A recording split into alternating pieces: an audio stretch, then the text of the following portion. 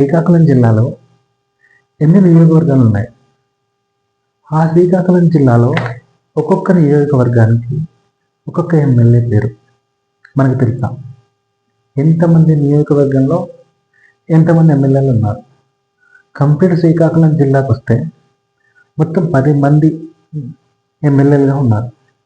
So total 10 నియోజకవర్గాలు అనేవి ఉన్నాయి. అందులో ఇచ్చాపురంకి వచ్చేసి శ్రీ అశోక్ బెండ్లం గారు టీడీపీ పార్టీ నుంచి గెలిచారు. And at the same time Palasa నుంచి టీడీపీ పార్టీ వాళ్ళే గెలిచారు, గౌతు శిరీష అనేది. నెక్స్ట్ టెక్కలి నుంచి శ్రీ అచ్చెన్నాయుడు పింజారపు గారు గెలిచారు. And at the same time Pathapatnam నుంచి శ్రీ మామిడి గోవిందరావు గారు గెలిచారు. శ్రీకాకుళం నుంచి శ్రీ గోండు శంకర్రావు గారు గెలిచారు. ఆమదాల వలస నుంచి శ్రీ కూన రవికుమార్ గారు గెలిచారు. ఇచ్చెళ్ళ నుంచి శ్రీ ఈశ్వరరావు నడుకూడిటి గెలిచారు.